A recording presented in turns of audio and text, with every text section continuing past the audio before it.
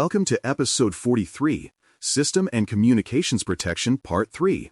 In this session, we focus on proof, how to demonstrate that communications protections are not just planned, but actually operating.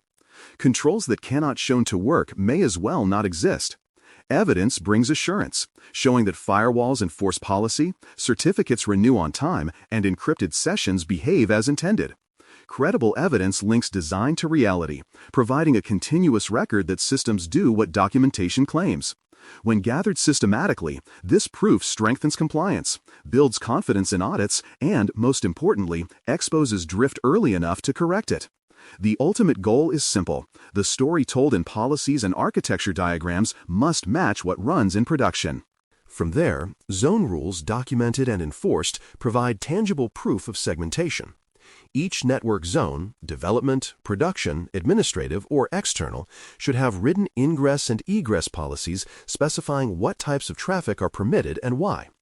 Evidence comes from configuration exports, rule listings, or screenshots that confirm implementation matches intent. For instance, a database zone that allows traffic only from application servers should appear that way in firewall and routing configurations. Enforcement logs that show denied connections reinforce credibility. Documented zone boundaries show that segmentation is not theoretical, but actively maintained, monitored, and measured.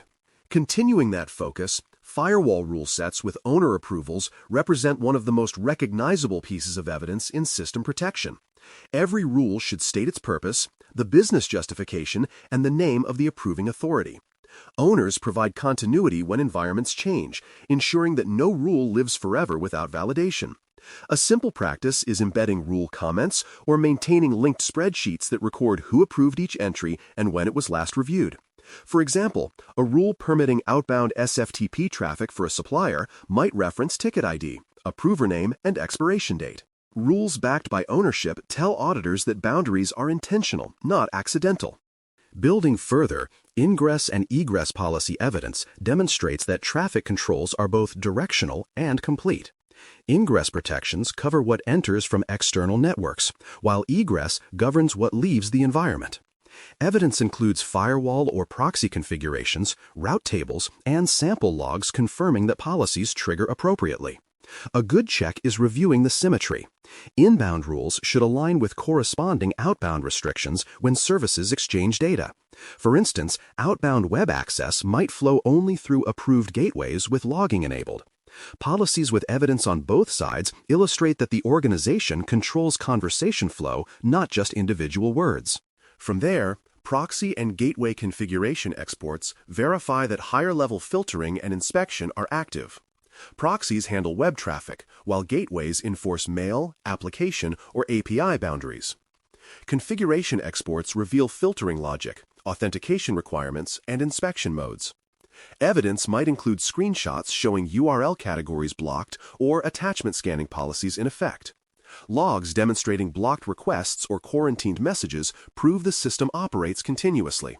A mature program can trace any user's transaction through these devices, showing not only that policy exists, but also that it intervenes exactly as designed when risky behavior appears. Building on encryption assurance, certificate inventory, and rotation records show that trust chains remain current and complete. The inventory should list every certificate in use, its owner, expiry date, and renewal source. Rotation records confirm that replacements occurred before expiration and that revoked certificates are removed from use. For example, an automated renewal log from a certificate authority coupled with validation reports provides airtight evidence for assessors. Version and algorithm data demonstrate adherence to policy for key length and signature type. Certificates form the visible edge of trust, and evidence of disciplined management shows that the foundation is still solid. From there, session settings and timeout policies extend evidence into runtime behavior. Documentation should define maximum session lengths, idle timeouts, and re-authentication triggers for privileged activity. The proof lies in configuration exports or identity provider policies that enforce those parameters. Logs showing session creation and expiration events confirm that sessions end when expected. For instance, a dashboard displaying forced re-authentication after 15 minutes of inactivity demonstrates enforcement. These simple checks turn theoretical control language into measurable user experience, confirming that system integrity holds even in daily operation. Building on that, encryption negotiation logs and failure records offer technical proof that communications protections perform in practice. When two systems establish encrypted connections, negotiation logs record versions, ciphers, and key exchanges. Sampling these logs confirms that strong suites are actually selected, not merely allowed by policy. Failure records reveal misconfigurations, expired certificates, or downgrade attempts. For example, a web server report showing consistent use of TLS version 1.3 across all clients demonstrates real enforcement. Logs with clear timestamps, context, and error types become forensic evidence that the environment talks securely and notices when it does not. From there, exceptions, compensations, and expiry tracking show how deviations remain under control. Sometimes business needs temporarily require weaker protocols or open ports. Each exception should have justification, compensating safeguards, and a defined expiration date. Evidence includes the approved exception list with reviewer signatures and status updates.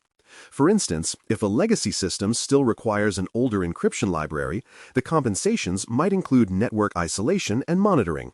Tracking expirations ensures exceptions do not outlive their purpose. This discipline proves that the organization manages reality rather than ignoring it. Building further, a coverage matrix across applications and tenants displays where each communication safeguard applies. The matrix links systems, environments, and controls, such as encryption, segmentation, or inspection, to show both presence and gaps. For multi-tenant or cloud environments, the matrix differentiates between shared provider protections and customer-managed controls. A complete table allows assessors to verify that no application or tenant operates outside protection boundaries. Visual summaries from this matrix make risk posture clear to leadership, guiding priorities for remediation and future investment. From there, sampling results across representative paths provide proof that data truly travels under protection. Sampling means selecting real transactions and confirming encryption, routing, and boundary enforcement along the way.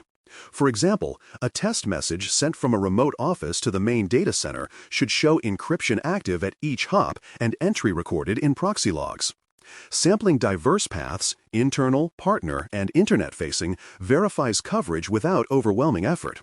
Repeatable sampling schedules demonstrate continuous validation rather than occasional audit theater. When sampled paths pass consistently, confidence in the broader environment grows naturally. Building on the practical perspective, knowing typical assessor questions and responses prepares teams for smoother reviews. Assessors often ask, where is the current network diagram? Who owns each firewall rule? How do you ensure encryption policy compliance? What is your process for exceptions and renewals? The best responses point directly to evidence-specific files, dashboards, or logs, not to verbal assurances. For instance, showing a live dashboard of certificate expiration dates answers two questions at once: visibility and timeliness. Anticipating these questions turns assessment into confirmation rather than surprise. In closing, evidence must match implementation reality.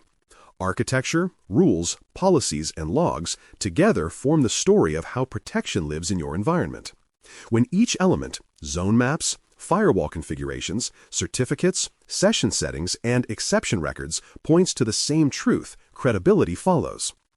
System and communications protection is not only about stopping attacks, it is about proving that safeguards hold every day without constant supervision. Evidence that is accurate, current, and easily verified converts compliance tasks into assurance and transforms complex networks into trusted, measurable systems. Thanks for listening. For more audio courses, daily newsletters, and more, please visit baremetalcyber.com.